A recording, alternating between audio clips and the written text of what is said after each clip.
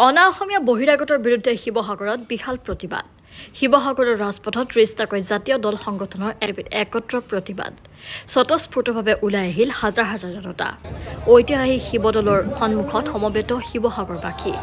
শিৱসাগৰৰ মাজমজিয়াত ১৩ আগষ্টত বহিৰাগতৰ দলবদ্ধ আক্ৰমণৰ বলি হৈছিল এগৰাকী নাবালিকা ৰাষ্ট্ৰীয় পাঞ্জা খেলুৱৈ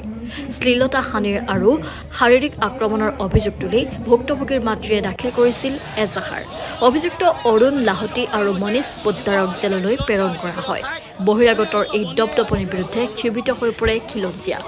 ১৩ আগষ্টত শিৱসাগৰৰ বাপুপট্টিত সংঘটিত হোৱা ঘটনাৰ পাছতেই শিৱসাগৰত ক্ষোভৰ জুই ১৬ আগষ্টত ৩০টা জাতীয় সংগঠনে আহ্বান কৰা ৰাজহুৱা সভাত বহিৰাগত তথা অনা অসমীয়াসকলৰ বিপক্ষে লোৱা হৈছিল 10টা বৃহৎ প্ৰস্তাৱ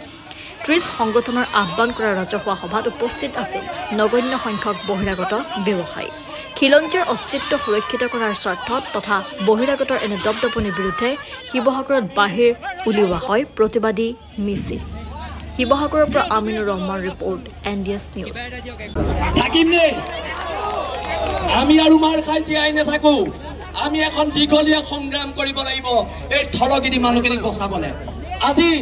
শিৱসাগৰ পুলিচ আপোনালোক সব খিলঞ্জীয়া মানুহ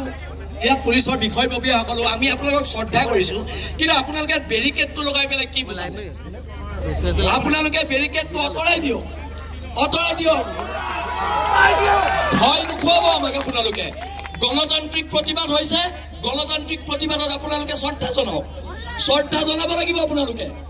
আপোনালোকে বুধেশ্বৰ গগৈক হত্যা কৰিলে সেই হত্যাকাৰীজনক আজিলৈকে আপোনালোকে ধৰিব নোৱাৰিলে আৰু ইয়াত এটা বেৰিকেড লগাই বীৰত্ব দেখুৱাব আহিছে কি কথা এইবিলাক যদি জেললৈ পঠিয়াই মোক পঠিয়াই দিয়ক কিন্তু খিলঞ্জীয়া মানুহে শিৱসাগৰ ৰাজপথত খোজকাঢ়িবলৈ ওলাই আহিছো অধিকাৰৰ কাৰণে ওলাই আহিছো আপোনালোকে যে আপোনালোকৰ চৰকাৰৰ মুৰব্বীবিলাকে খুব টুইট কৰে এই যে জিমি দাসক যে মাৰিলে তেতিয়া যে আমি টুইটটো নেদেখিলো কেলে সেই ভিডিঅ'টো আমি টুইটটো নেদেখিলো টুইট লেটিন কিবা এটা কৰি থাকে আপোনালোকৰ মুৰব্বীজনে সেইটো আমি নেদেখিলো এতিয়া কথাবিলাক হৈছে আমি সিদ্ধান্ত ল'লো আমি মাৰ খাই জীয়াই নাথাকো আমি মাৰ খাই জীয়াই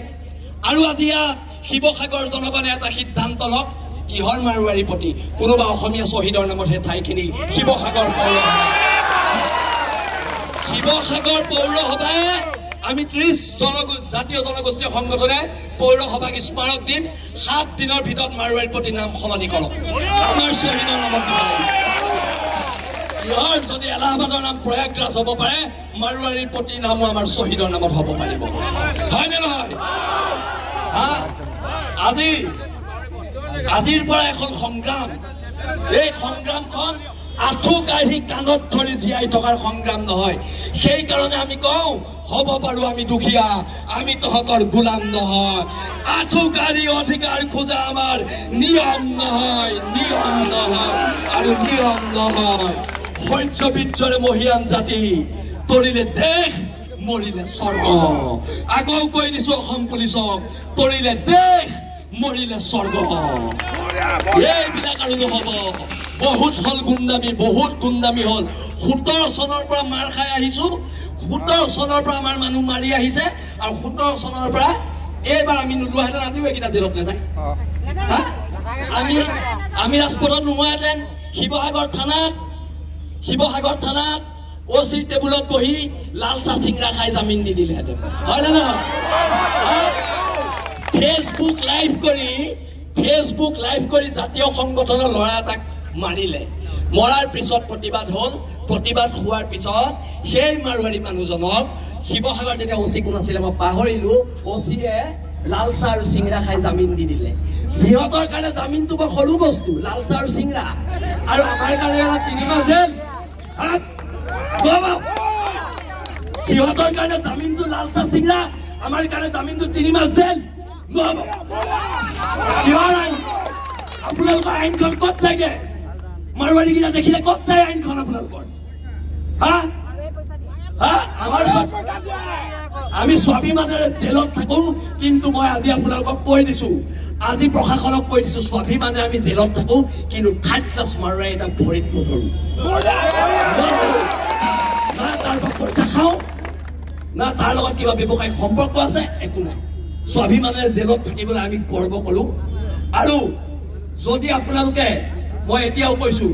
এই মানুহখিনিক যদি সুৰক্ষা দিবলৈ আপোনালোকে বিচাৰে সেইটো আপোনালোকে ঐতিহাসিক ভুল কৰিব সেইটো ভুল নকৰিব আজি ইয়াত থলগিৰি মানুহ ওলাই আহিছে আজি ইয়াত হিন্দু মুছলমান ওলাই অহা নাই থলগিৰি মানুহ ওলাই আহিছে আৰু এই থলগিৰি মানুহৰ স্বাভিমানক আপোনালোকে শ্ৰদ্ধা কৰিব লাগিব শিৱসাগৰ পুলিচ প্ৰশাসনে শ্ৰদ্ধা কৰিব লাগিব কাৰণ আজি ইয়াৰ SP খিলঞ্জীয়া মানুহ